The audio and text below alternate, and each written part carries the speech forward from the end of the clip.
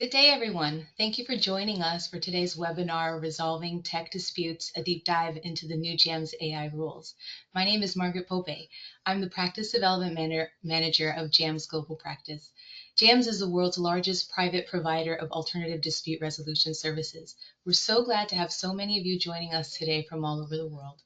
We're excited to have Ryan Abbott, Daniel Gary, and the Honorable Jackson Lucky with us today. But before we begin, I have a few housekeeping items to go over.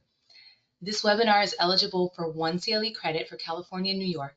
If you're seeking CLE credit, you must attend the entire webinar and answer 2 polling questions throughout the program. Qualified attendees will receive their CLE certificates in approximately 2 weeks. Usually it takes less time. We'll put all this information in the chat for you, and if you have any questions regarding CLE, we'll also include our CLE provider's email in the chat. So be sure to look out for those 2 polling questions during the program. You must answer both. If you requested CLE credit but opted out of email communication, your certificate may be delayed. If you have questions about the program or JAMS, I'm happy to chat anytime or to put you in contact with our panelists. You also should have received a link to the CLE program material and our speakers' biographies in the reminder emails prior to the webinar, and we'll include the link to that in the chat as well. Also, we encourage you to submit any questions via the chat or questions feature. We'll do our best to answer them during the Q&A portion of the program. Let's dive into today's discussion. Thank you for coming, everyone, and thank you to our speakers for being here today. Now I'll hand it over to you, Judge Lucky, so that you can introduce the panel and kick off the discussion. Over to you. Thank you so much, Margaret. Appreciate you. So let's get some bios out of the way. Why don't we start with Dr. Ryan Abbott? Well, thanks so much for that. I'm very excited to be here today. I'm a JAMS neutral, so I largely mediate and arbitrate at JAMS, and I've been there about 5 years. I'm a physician scientist and an attorney by training, an attorney in the US and UK and a patent attorney. And my practice focuses mainly on tech and biotech related disputes. Daniel?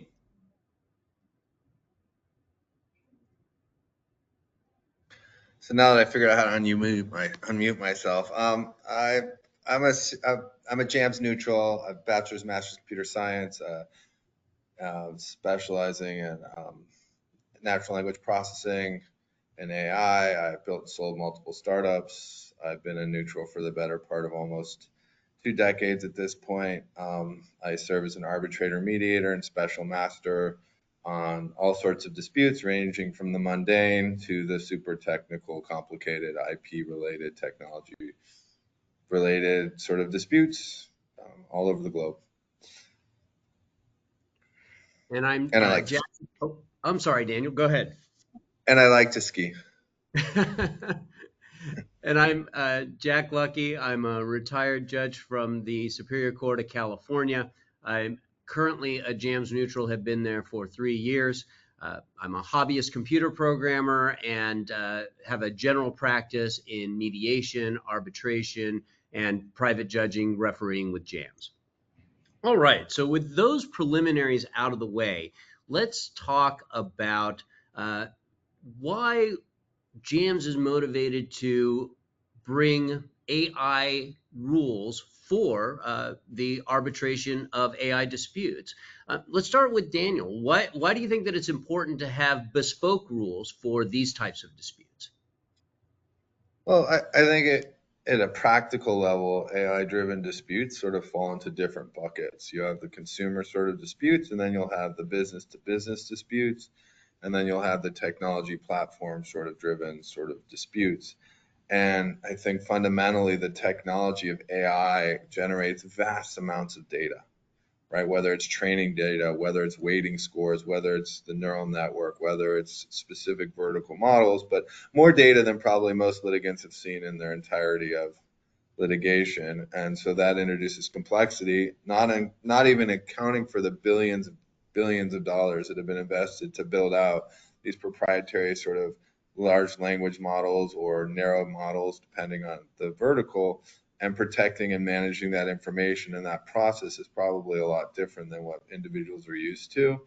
And then also making sure the security and the people, the parties have a particular comfort level when they're engaging with their in the arbitration, largely in an arbitration, to make sure that they have the comfort level of the people who are involved with the domain expertise, right? You don't want somebody that doesn't know the difference between a neural network and a machine learning algorithm and how they're applied, or the difference of their applications, right? So you really want to make sure whoever's hearing the case has done more than read a couple articles and take a Coursera course in AI if you're, when you're arguing that dispute. But I'm sure my colleague Ryan here has more insightful things to say. Well, I'm hoping Daniel's going to explain to all of us the difference between a neural network and a machine learning algorithm. But before we get to that, I think the fact that all three of us have glasses really speaks to our technical expertise. And by the way, at least two of us in the pre-call had trouble unmuting ourselves with our internet connection. But leaving that aside, arbitration and mediation has certain benefits over litigation for certain sorts of disputes. And, those benefits may be more pronounced in this particular area. And therefore, some of the things that Daniel discussed, for example, these can be very technically complicated sorts of disputes.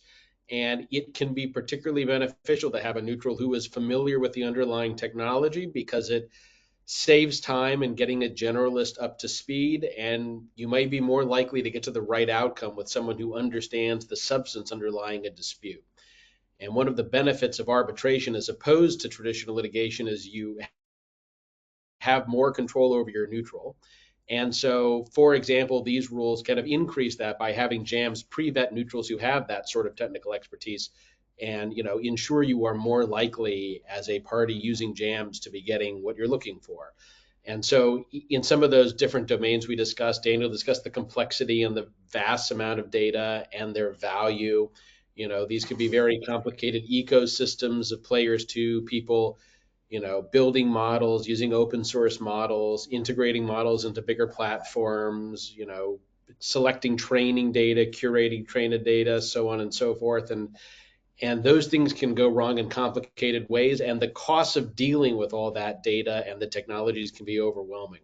So these rules are an attempt to really focus discovery and expert analysis in a way that benefits everyone, because it gets to a resolution quicker, it gets to a resolution cheaper, and it is technically easier and a lot safer, particularly for companies that are concerned about losing valuable data or having various problems go wrong with data being leaked in the litigation process, like privacy violations and so forth. And just to clarify, so machine learning is a sort of broad category of artificial intelligence that involves algorithms learning from data. And when you're talking about neural networks, they're a specific type of machine learning model, and they're sort of based on human brain neural network activity. But understanding that difference becomes really important real fast when parties are talking about training data and algorithms and how they work, right? If you confuse the two, you're going to be spending a lot more time educating your arbitrator than you are going to be actually talking about the merits, because I mean, it's a fairly complicated area to understand and certainly be effective in it. But back to you, Judge. Well, I think that segues into exactly what I wanted to discuss first. Now that we have an idea of the motivation behind coming up with JAMS AI rules for arbitration and mediation, let's back up a little bit for people who are less familiar with the fundamentals of artificial intelligence. We've started defining some terms. Why don't we get to a fundamental level when we're talking about artificial intelligence? What's that definition for us? Daniel? Well, I mean, it's basically, I mean, my daughter says it's a computer. I'll break it down to what a 10-year-old, it's basically a computer being able to perform tasks that require human level engagement, such as seeing, speaking, decision making, those sort of activities to do at a human level. I mean, that's at its most 40,000 or we're in space kind of view, and using computers to simulate that sort of behavior and engagement. And it becomes inherently quite a bit more complicated as you get into specific verticals and areas and niches. But that's the general essence of it, right? My daughter says, you mean make make people smarter. I go, let's not go that far. Ryan, anything that you want to piggyback on there? Yeah, no, I agree with what Daniel said. You know, it is very interesting that the term's been around about 70 years and people still can't agree on what artificial intelligence is. In fact, Daniel and I recently did a webinar with a very sharp lawyer who said, I don't think anyone would disagree with this definition. And I popped right in and said, well, I disagree with that definition. And if you will let people do it, True. you have a panel of people talking about AI and they can spend 50 minutes debating about what AI is. But in the rules, we defined it very functionally, you know, as Daniel said, as a machine or computer that performs tasks that would otherwise require cognition. A surprising number of definitions of artificial intelligence use the word intelligence in the definition, so we successfully avoided that. You know, but at the end of the day, this is really for the parties to decide when these rules would be helpful to them in their rules and to select them, right? And AI can do a lot of stuff, things we kind of no longer think about intelligence, but that 100 years ago someone couldn't imagine a machine doing. To your most sophisticated, you know, LLMs and foundation models, you know, writing novels that are still pretty bad, but you know, are about as good as a kid in elementary school right now, or maybe even high school, depending on the high school. Yeah, Well, but oh, go ahead, Daniel.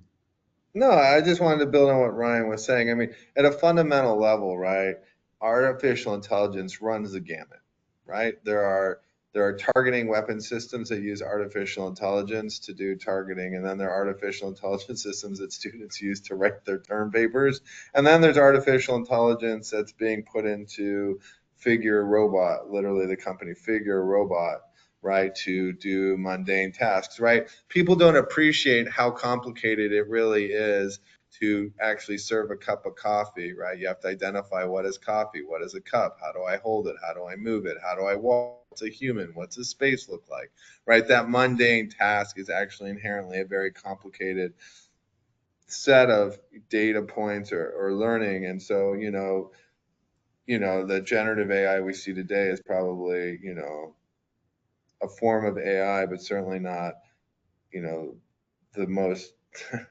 complicated or technically challenging at this point, right? Driving a vehicle, right? Another form of AI, right? So what is the appropriate level of, running that gamut? I'm sure, Ryan, you see it also in the pharma space, right? I mean, drug research and all these other things. So AI really runs this huge gamut of practical applications. And one of the purposes of the rules was to keep it focused on the practical, right? We can have, I remember I was getting my master's. I'm like, this field is hokey pokey.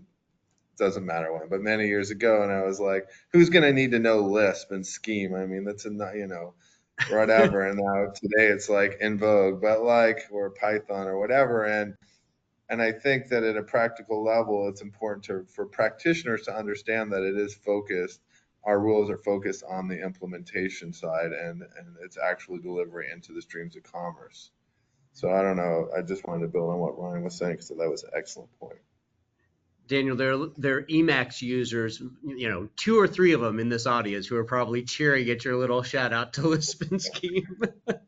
Yeah, and Pine and EMAC. I mean, and I'm a big fan of Pine. University of Washington, go you.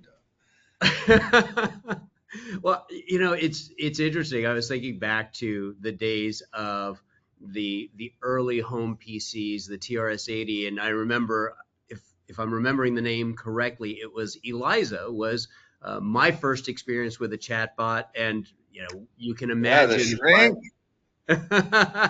I mean, you can imagine what that kind of AI chatbot No, was I like. remember using it. I remember building on that model. Well, Eliza was a shrink from back in the day. It was a therapist. It was attempted to simulate interactions and therapy and engagement, right? It was effectively a rudimentary bot. Probably today would be considered a primitive bot, but how the network responds, how do you analyze language, the meaning of words, and all of these things, right? But that's the point about AI, right? AI is such an expansive field, but it's very important to make sure that you're not doing the normal rules of discovery, that you're not just having anybody sit there and play at the party at your table. I mean, not that I don't like everybody showing up to my birthday party, but I think it's important to, at some level, have some discriminating tastes, and especially in this area, just given what's at play. Well, let's talk about some of those concerns with adopting a new technology. Ryan, any thoughts that are cautions for not legal professionals using it as practitioners, but for the types of things that we're going to see in our disputes? Sure. Well, as Daniel was giving a nice list of, AI does an awful lot of interesting stuff these days in pretty much every field. And with everything that AI can do, you can imagine or it has already gone wrong, right? So, weapon targeting systems not targeting appropriately, self driving cars not driving appropriately. Um, I have a self-driving car. It isn't terribly good. I often worry it's going to kill me. It has gotten a lot better lately, but there are a lot of lawsuits when these things go wrong. In the past couple of years, we've seen a lot of intellectual property disputes emerge related to AI on a lot of different levels. One of the big issues right now is whether, as Daniel referred to, a lot of modern AI systems are based on machine learning, which involves training an algorithm on data. That involves collecting a lot of data. Certain models like, ChatGPT have been trained on essentially all the data OpenAI could get from the internet. A lot of that data is copyright protected, and the websites that host it may have terms of service that prevent people from using it without a license. So is OpenAI allowed to do that? Are a lot of models allowed to do that? Are outputs infringing? There's trademark issues with that. There's unfair competition claims. Artists feel, some of them, that it's wrongful legally or morally to be training on their art and to make things in their style. Performers are concerned about these models making synthetic content without their permission. States and governments, from the US to Europe with the EU AI Act or Tennessee's Elvis Act, for example, which involves synthetic content, have raced into regulating this sort of behavior. In drug discovery, people are concerned that you can have AI models make biological weapons or teach someone how to make biological weapons. So really, in every area of activity with AI, there are risks associated with it and a huge divergence of opinion about how one should manage those risks. But I think also important to remember, there are tremendous benefits associated with this. I, for example, would be very happy to have my self-driving car drive me around. I've lost the desire to do that. If AI can make a safer drug that cures cancer, this would be a wonderful development. And people have democratized and augmented their own creative abilities with generative AI systems. So, where JAMS comes into this is there's a complex ecosystem of people involved in the world of AI, developing it together, using it together as businesses with enterprise licenses or consumers. And where those parties have disputes amongst each other, we're looking at how to more effectively resolve those disputes and mitigate the risks of the tech. Yeah, and I just build on that, and those are excellent points Mike Ryan makes. And to give a more practical example is just what I've been seeing myself, right? It's not only, so an LLM like GPT, right? ChatGPT uses different other, it's a multimodal language model, right? And it's pulling from different language models. There's licensing issues there, right? So who owns the source code? Who has to contribute back? And then there's copyright issues. So if you want the most practical level, right, as large corporations or mid-size, as AI becomes more of a utility, right, and becomes more integrated into just standard service delivery models, right, the question then becomes, how do you manage that, right? If you think about it, I'm going to deploy, I run a large manufacturing company, I collect all of this data, I then have I don't have AI consulting experts that know how to build the integration and build the large language model so it functions the way it's supposed to. So I hire an integration firm. That integration firm then does A, B, C, but it doesn't work properly. And then it all falls apart. So then everybody's like, okay, I just spent tens of millions of dollars. The integration firm saying, well, it's your data. Then someone's suing the large language model, and everybody's sort of in this complicated dispute. And the last place you really want to end up is in court with, experts and discovery and all of these things, right? When you're talking about all of your manufacturing data will probably go into discovery at some point that was used to train that model. And, how do you manage that? How do you see that process through? And then you have the intellectual property issues that Ryan was talking about, ranging from the There's a lot of issues left to work out about copyright and who had authority. But the other issues to think about are who owns it once it's built.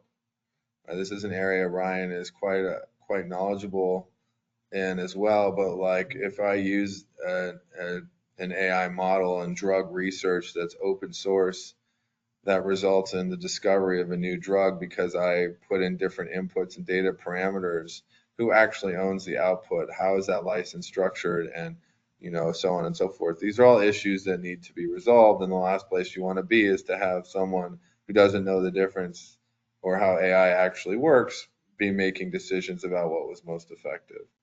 So I just wanted to build on what Ryan was saying.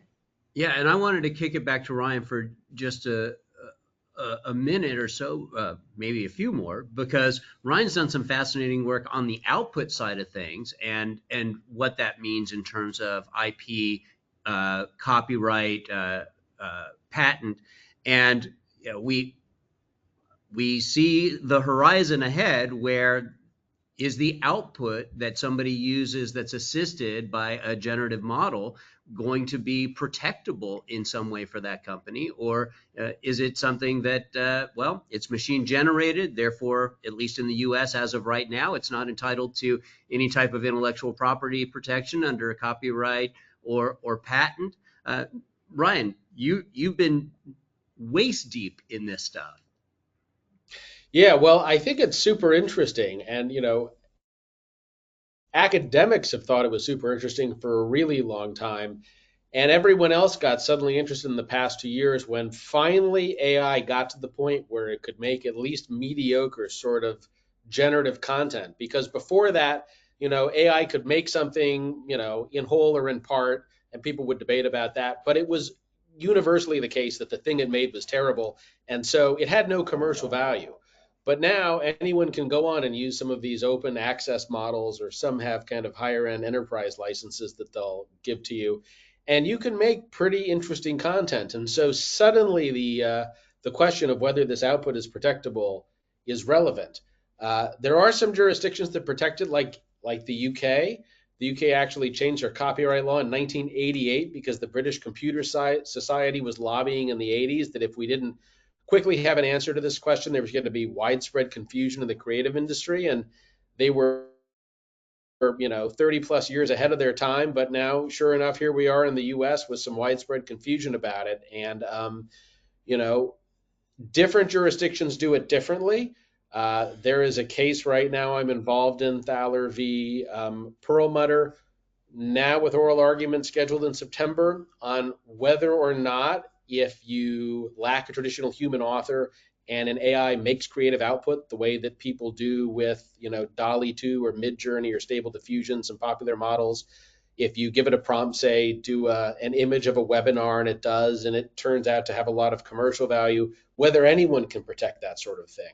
And if it is Or own protected, it. right, well, indeed, what if it's protectable, and then who would own the thing? And you can imagine a lot of different people laying claim to that sort of output, whether it is people building the models, people using the models, people selecting the output.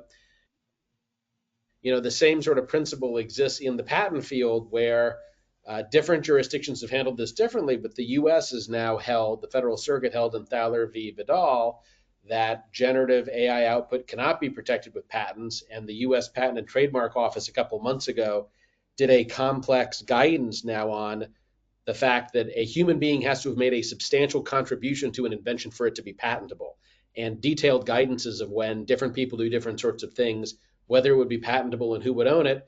But you can imagine if Microsoft is licensing a drug development model to Novartis, and users at Novartis are using it to make new malaria treatments, whether people at Microsoft are inventors, people at Novartis, whether the machine should be identified as an inventor, whether there's no inventor, who would own it, whether it would be based on inventorship. But these are cutting edge issues, some of which have been addressed by the court and some of which haven't, but which private parties will need to resolve amongst themselves. I, For example, AI isn't just being used to generate creative output autonomously. It's being used deeply by film and music production companies to do a lot of heavy lifting, and all sorts of interesting questions about, how that affects rights, parties who may not want those disputes out in open court because they all agree they want someone to own this thing, and they don't want to be exposing this to third-party challenges of ownership. And you can imagine a similar dynamic in drug development where companies that make generative AI systems, and the drug development companies they're licensing them to all want someone to own the output, and may have debates about who does.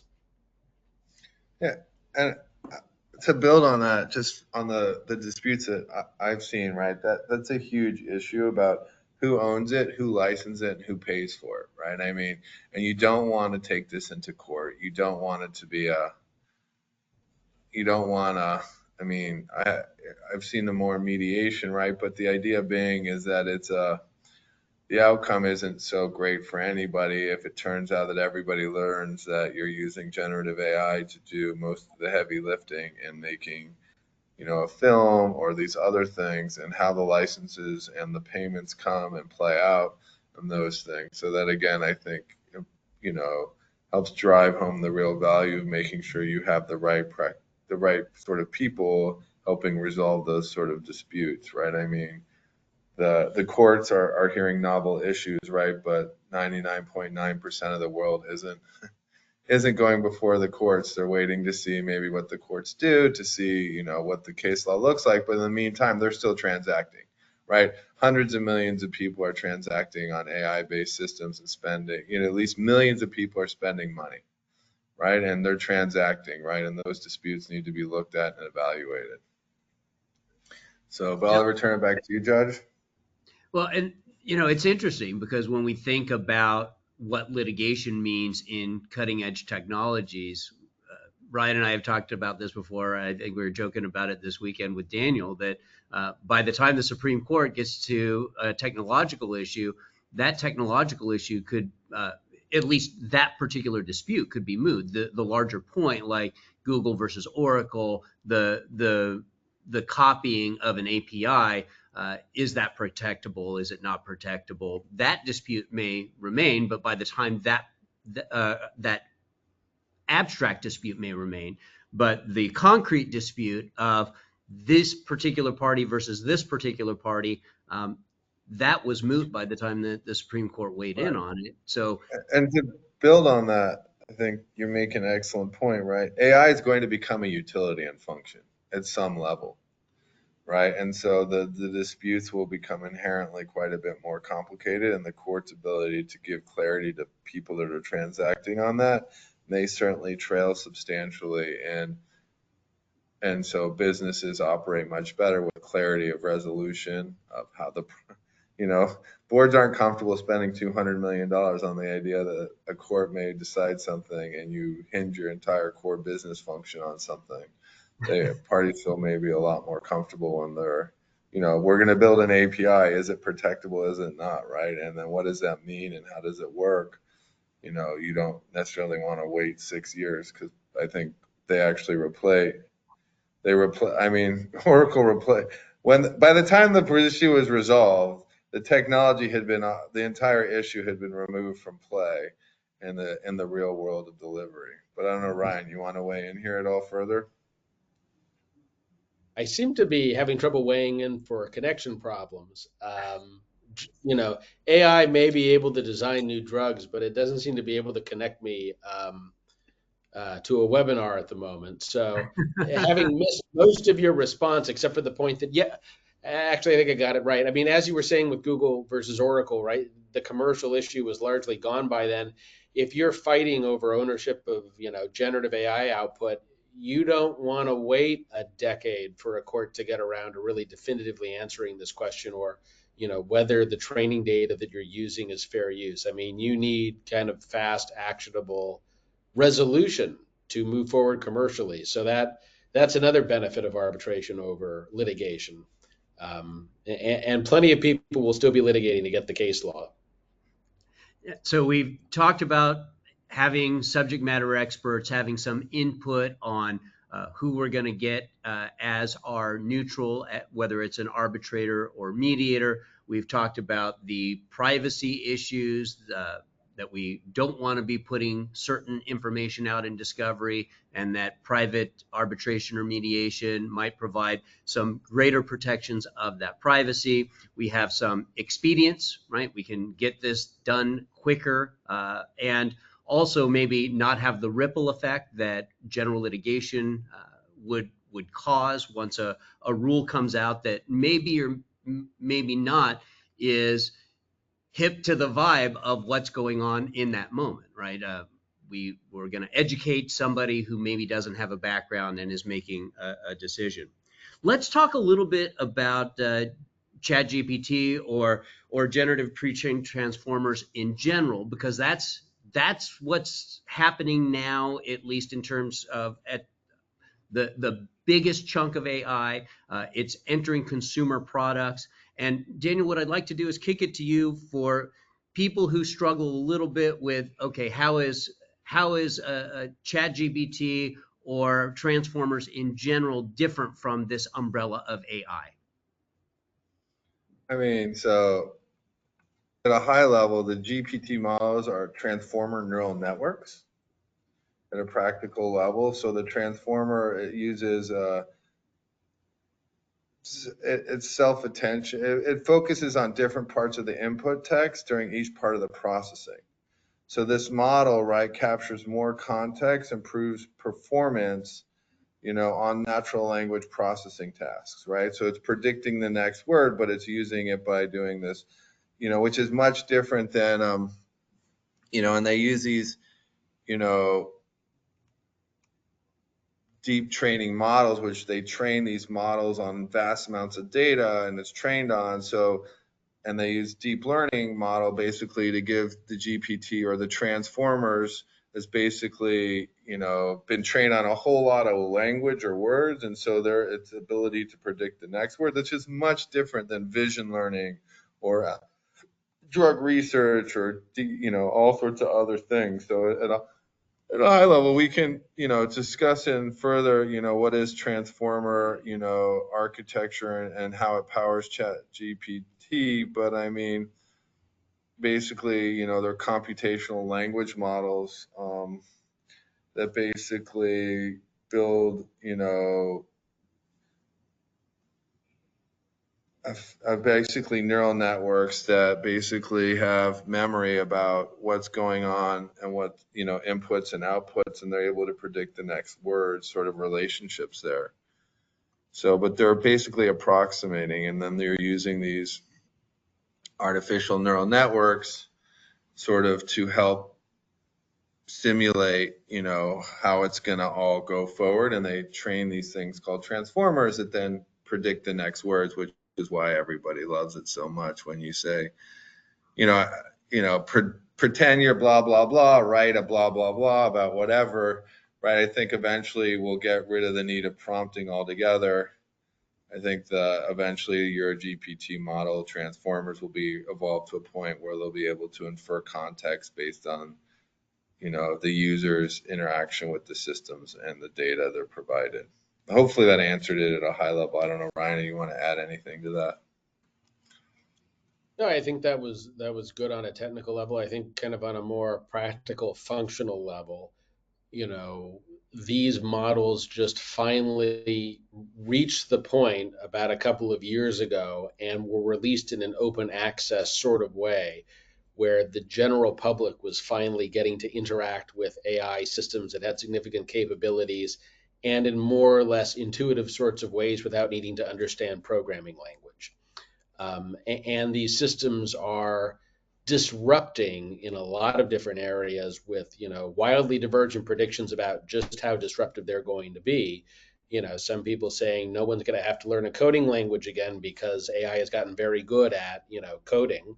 Or, another foreign language because AI has gotten very good at translating one language into another, unless you're doing it for fun. It is certainly in my daughter's high school, all of her classmates are using it to answer questions for them. There are some things it does very well. It works well persuasively. As Daniel mentioned, something like GPT acts by statistically estimating what word should be coming after what word. So it may know that a case citation is supposed to follow a certain sort of legal citation, but as we say, these things hallucinate often and frequently. So that citation may not stand for the proposition being cited for. That citation may not be a real citation.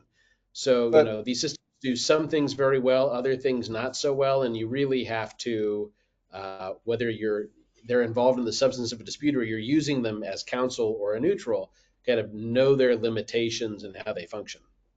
And just quickly, so the idea of this transformer that's used in GPT came out of Google research in 2017 when they created this new sort of transformer concept. But what it's really doing a really good job, just, as Ryan said, let's talk about it practically, is it learns how to apply context, right? So when you think of a sentence, the meaning of a word or a phrase can completely sort of change based on the context of which it's being used, right? And how you apply context isn't just a function of grammar, but also a function of the relationship that exists with the world, the environment it's writing in, right? These transformers, what they have called self-attention mechanism, their architecture, it does a really good job of learning how to apply context in a data-driven way. So then what happens, it allows much faster, and then they're much more efficient, but then basically these transformer models have millions and millions of parameters, right? Which then give it this uncanny ability to apply context much more efficiently than anything that's ever been before us, right? But it's not effectively new. What's new is the computing power and the data sets and how it's run in parallel, the efficiency of the technology that allows for that, right? But when you write it, that context of a word, if you say red, it could be a red light, it could be red too hot, it could be red, oh, that's, danger or whatever. So that's really the key thing. And sorry for the pause. We have a question from the audience, but I'm trying to get a little clarification on the import of the question. And I think the pervasiveness now that we see of Chat GPT in particular, but these generative AIs in general, we're seeing them in word processors, spreadsheets, grammar checkers.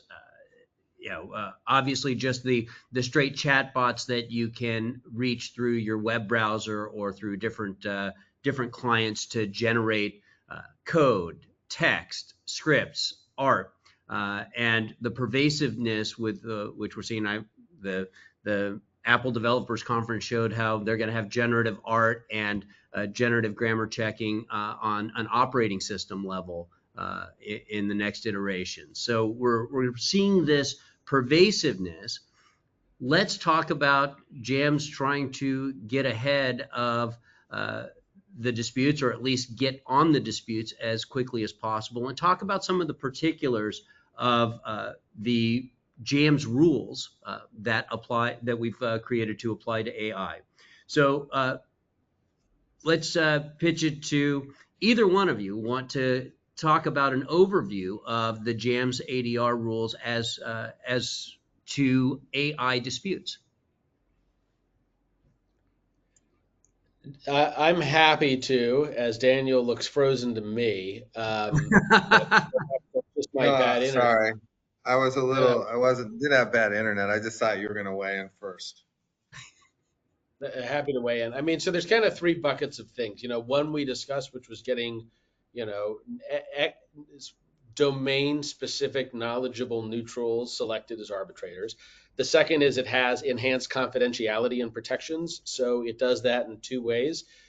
First, there's a preset, protective order that is automatically entered and put in place, at the start of an arbitration. And so that does two things. It provides more security related to inadvertent disclosures and, who's seeing what. And it also, avoids the parties engaging in a back and forth and agreeing on a protective order or fighting about a protective order. So it allows discovery to move forward more quickly. The third kind of bucket of stuff it does is it has particular expert and discovery procedures. So Any materials related to AI systems like data are only made available in a controlled environment maintained by a disclosing party. And that is done, primarily to reduce the risk of losses of trade secrets, confidential information, and otherwise sensitive information. And then, while as a default, the parties are allowed to choose, traditional party experts, there's an optional mechanism with all party consent that the arbitrator can appoint an independent expert. And we think that this is something that will be of, appealing to parties because it will reduce costs.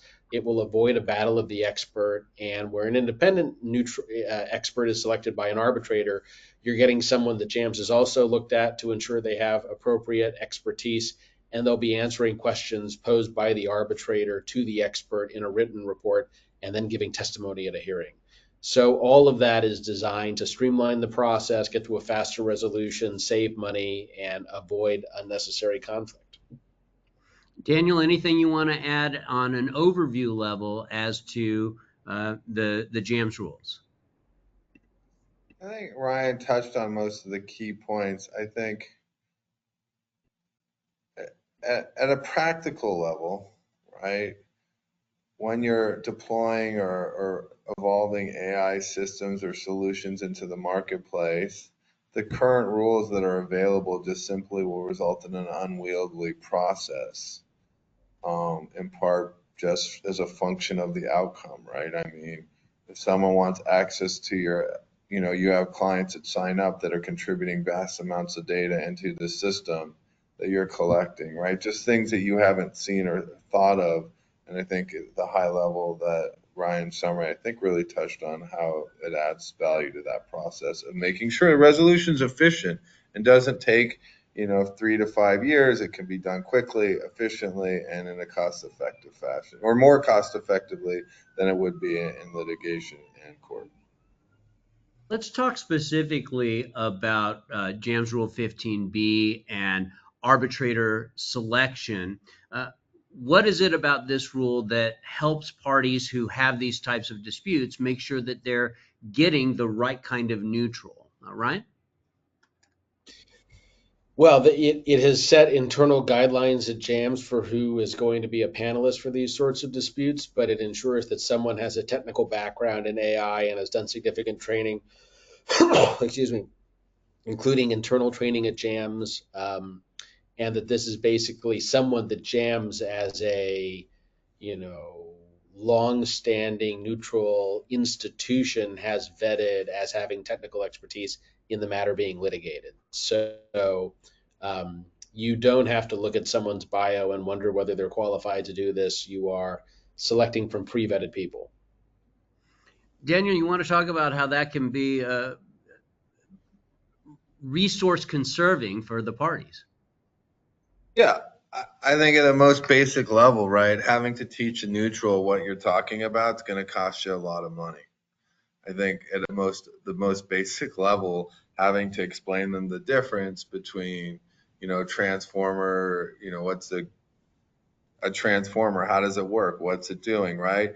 A lot of this is understanding, an arbitrator can be effective, but they need to have the fundamental knowledge to ask the right questions and engage with the arguments. Without that sort of fundamental technical basic knowledge and blocking and tackling of understanding the legal issues and the technology underpinnings, they're not going to ask the right questions. And you're going to have to spend a whole lot of time and a whole lot of money making sure that they get up to speed, and they probably won't be able to understand it at a level that will be sufficiently appropriate to be effective of understanding the different things about weighting and scoring. Or Liza, right? I mean, look at Liza. She's 19, she go all the way back, right? And I mean, but she's a fundamental model, understanding how that works, understanding if they drop a reference to that in their briefs, they're going to be like, an arbitrator that has no idea what Liza is, they're going to be like, oh, I got to go read about that. And there's 10 hours down the drain, right? And then they won't understand the context of how that's applied or what it was used for or where it went. And I think that has huge value to because remember, the point of arbitration is to effective resolve in a private fashion more efficiently and effectively, right? And without that sort of vetting and validation, you're going to be in swimming uphill, swimming upstream, as they say. And we've got a question that I want to ask in just a moment about what information needs to be disclosed, but I think that this segues pretty nicely into the next part of the JAMS rules, and that is the privacy protection features, and that's 16.1A that mandates a protective order. So before I get to our audience question, Daniel, anything else that you want to talk about in terms of the inherent privacy protection, IP protection that we get through the protective order mandated by 16.1A? Yeah, I think it's really important, right? Because, there's a lot of weights and scores, right? So the dispute may have nothing to do with the algorithm, right? It may have to do with the weighting and scoring and the weights or the weighting of the relationships that are used or the weighting data, right? That becomes really important to make sure that that information is properly protected and to have those assurances built in, because without it, right, are you really, what comfort level can the parties have when it's a negotiated document and they can, there can be confusion about what protections will we get, right? Do you really want to go into a dispute where that data may actually not receive the appropriate protection that's necessary for your business to feel that it justifies pursuing the dispute, let alone resolving the dispute? So I really think the protective order adds a huge amount of value to that conversation, because there's so many different parts that come into play when you're looking at AI, right? Sometimes it's the algorithm, sometimes it's the weighting and scoring, sometimes it's A, B, or C, right? And so it's really important to make sure parties have that appropriate comfort level. But I don't know. That's my 2 cents. I'm sure Ryan's got an opinion as well. As he pointed out, everybody sort of coalesces. Well, No, Ryan, I think Daniel got that. I mean, the other point being Rule 25A provides for confidentiality, requiring the parties and their counsel to maintain in strict confidence everything related to the arbitration and the award, including the hearing, except as necessary to participate in the arbitration, to enforce the award, or as required by law. So not all rules require that sort of confidentiality. So that being one of the significant benefits of arbitration over litigation generally, these rules kind of strengthen those protections. we have an audience question that I think springboards off of this. With AI being an extension of machine-based learning, it may not be necessary to learn what goes on inside, in a similar sense to how digestion occurs, even if you do not know where your food goes and how it is mixed with various enzymes, fluids, etc. How do the JAMS rules look at AI results? Is it necessary to disclose the algorithm used in the use of the AI, or how it works?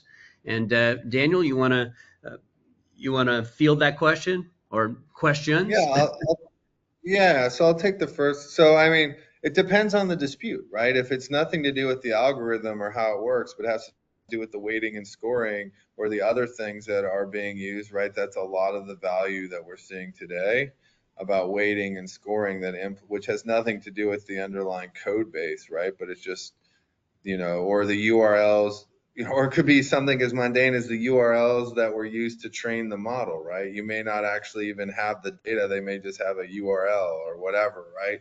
So it's about making the JAMS rules through this protective order give parties the assurances right off the bat that that information is being properly protected. And it also helps streamline the costs of, maintaining that and accessing that, right? Setting up an entire environment to emulate someone else's weighting and scoring can be a cost prohibitive in itself, when what you probably want is just access to the terminal and being able to sit there with your expert in a room and them being able to just look at that information with the appropriate protective orders and controls. But so in a nutshell, that's sort of my quick answer there. I don't know if I'll return it back to you, Judge. Maybe Ryan has some thoughts as well. Well, I I think, think, go ahead, Ryan. as Daniel says, it depends. And this is why it's important to have a neutral who understands this stuff. But I mean, for example, you might have a copyright infringement matter where someone is alleging that a system output is infringing some pre-existing work. And maybe one of the issues is, was the system trained on the work? Because if it wasn't, you couldn't have copyright infringement. And so that might be a case where you do care what the training data was. and where you could, have a very narrow scope of discovery, with respect to whether a particular image or a group of images was used to train an AI. In other instances, you may just be concerned about a recommendation that the system made and not care about why it was made, in which case you wouldn't need to do any of that sort of production. So, you know, as lawyers like to say, it depends. And we got another audience question that I think piggybacks off this as well. Given that a lot of advanced algorithms are being described as black box and generative AI will be no different, does that affect disclosure? And it seems to me from what we've been talking about, again, it's going to depend because what's the dispute, right? If the dispute is merely the output something that can be protected, then we're not going to be looking. If it has something to do with the generation of the content in some way, maybe not. Daniel, anything that you want to add in the answer to that question? Yeah, I think, a black box will become relevant if it's storing data in its black box, right? I mean, the inputs and outputs and how it works, depending on it, it really is going to depend and vary, right? I mean, when there's an airplane crash, they always collect the black box, but it's used for a lot of different things and has a lot of different value to different people through different lenses. And I think similarly, understanding, I think the point is different, which is reading a bunch of papers about AI doesn't give you a fundamental understanding of the technology, the underpinnings, the practical implementation, the rolling up the sleeves, the network distribution, the latency, the bandwidth, the transformers, like understanding you're running the Azure cloud environment and there's an issue about whatever in the integration, right? Without that sort of background and understanding of both the AI and the technology, it's going to make it a very challenging process for whoever is trying to present the argument to explain to the arbitrator how these systems and tools work, whether you're understanding the black box, the weighting scores, the outputs, the who owns it, right? The graphics, whatever it may be.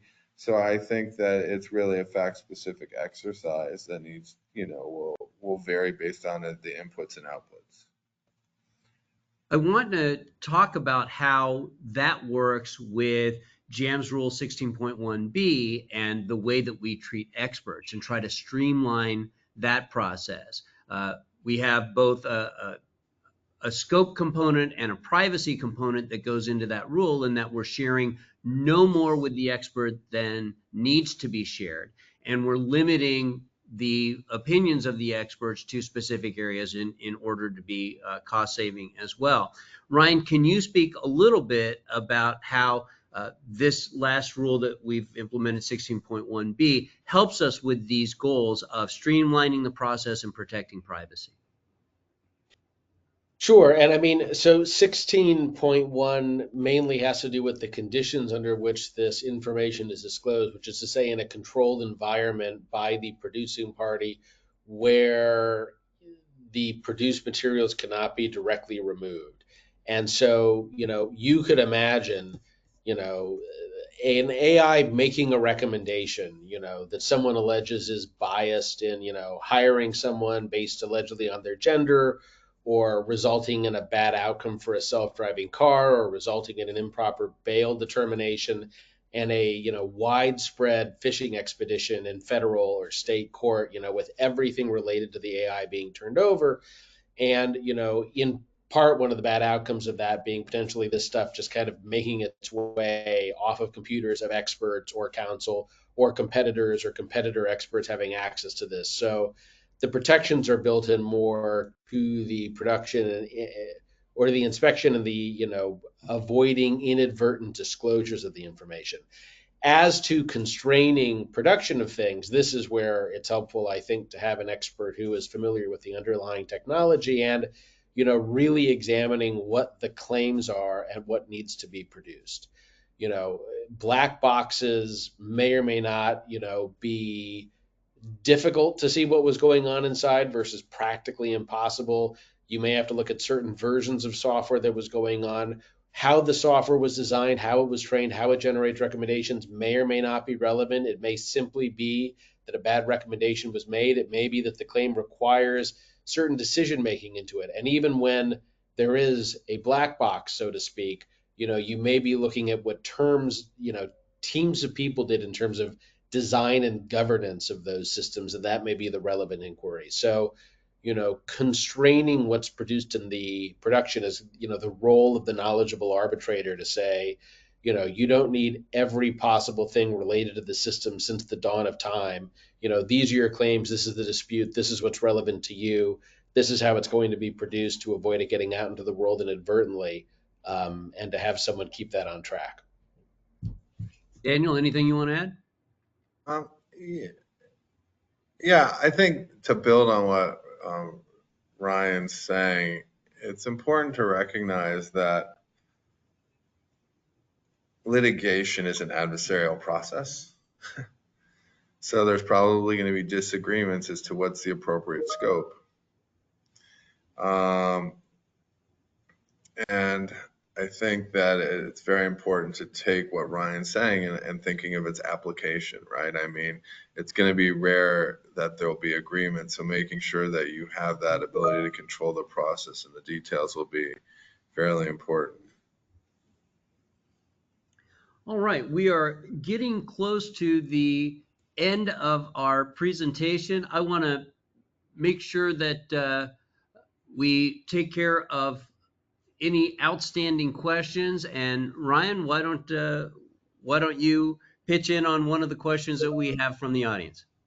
Yeah, well, someone asked if there should be kind of particular considerations around boards using AI for decision-making processes. And I think the answer to that is yes. And it is the sort of thing that could come up in a dispute. For example, a shareholder dispute or a derivative suit could say, the board was using AI inappropriately to make a decision, or perhaps the board should have been but wasn't using AI to make a decision. And a similar set of considerations apply to counsel using AI in legal practice and arbitrators using AI in legal practice. And this again requires knowing what system you have and what its strengths are. As an advocate, I see nothing wrong with having generative AI write a brief for you if you're looking for ideas and some legal research and some input. It would be wildly inappropriate to have GPT write a brief for you and sign your name on it and hand it into a court without reviewing it. I mean, I would think of it a bit like a summer associate who I have, kind of seeing what they would come up with and whether it gives me some thoughts, but I mean, not taking as gospel that they know how to cite something or that what they're citing is actually a case. Right. And so, But that, go ahead. yeah, but I just want to reiterate that. So at the board level, right, this is an interesting board or at a similar fashion arbitrator. I don't think anybody cares how you make the decision because ultimately as a board member, you're judged on the decisions you make and the direction you take a company. Similarly, as an arbitrator, if you submit to me a brief that's written on crayon or a brief written by a summer associate or a brief written by GPT and it reads like it was written by Justice Brandeis and it's a brilliant piece, I mean, I don't know if that's possible today, but pretending it all was, I mean, God bless good riddance. I'm not going to concern myself with the factual. Like, I'm going to hold you accountable to make sure that what you cite is accurate, what you cite is honest, what you cite is truthful, and what you cite is complete. If I get in the business of making sure that you're following the ethical code of conduct as a practitioner, I'm that's not my business, right? I'm not in the business of making sure that you're an honest and you're following the rules and that you're submitting things that aren't hallucinations, like, they're making up cases or whatever else. I have to assume that as a practitioner, you're following those rules and guidelines. At a board level, where I've, had several conversations, right? It's fundamentally the board's judged on the decisions it makes, and it fundamentally, if they want to make decisions based on AI. Okay, as long as they're sure it's defensible and it'll stand up to scrutiny and rigor of shareholder derivative lawsuits, I think it's really a comfort level of where you're at. I mean, I personally wouldn't think that it would be something I would feel would be, in that stead, but I think it would be a fact specific exercise. But I do think that it's important as practitioners that you understand what's going on and the risks you're going to be taking. Because you submit to me a brief that's got made up case law on it, forget it. Like, I'm not the arbitrator to try it on, right? I believe that you have a fiduciary responsibility to make sure that it's honest, transparent, accurate, and forthright. And if you violate those principles, I will treat it accordingly. I don't know, maybe Ryan or Judge, you operate differently, but Exactly the Well, same. I see we're almost out of time. I'd say process and governance matter a little bit more to me, but I think, for those looking for a practical consequence, if you were to submit a brief to me that had a hallucination in it, any credibility you have for the rest of the proceeding, is going to be gone. So, toast. what one has to understand the limitations of AI and where it's effective and where it isn't. All right, we are finishing up. I want to address one last question because I think it's a great one. Will JAMS be utilizing generative AI in its practice to help resolve disputes? And if it does, will it disclose that to its customers? So the short answer is, at least from the neutrals that I've talked to, none of us are eager to use generative AI in a decision-making capacity. We are exploring, I'm just with like you, law Judge. firms. Beg pardon? No, I'm with you. I'm one of those. I'm with Judge there. Yeah, I haven't met I'm in yet a agreement. JAMS neutral who says they want to delegate that type of authority to an AI or has any interest in it. However, JAMS is actively looking at different ways that AI can help resolve our disputes more efficiently. And although we haven't implemented those measures yet, I can tell you that we are watching and taking notes and exploring and looking at different ways that we could use them in our law practice just as others might. But in terms of decision making, evaluation, at least as of this recording in mid 2024, I haven't met a JAMS neutral yet who's interested in offloading any cognitive decisions to an AI. And if a JAMS neutral did offload their decision making authority to an AI, they would effectively, among other things, be replacing themselves. So an interesting line of thought to go down, and people are very interested in AI and judging and arbitrating, but JAMS isn't doing that, and I think we have an obligation anyway as neutrals, whether or not generative AI is being used, not to abrogate any decision making functions to it. Absolutely. And so with that note, we will end the webinar. Thank you to Mondak for hosting. Thank you to Ryan and Daniel for all their great input. And thank you to all of you for your time and attention. Thank you for the opportunity. Thank you.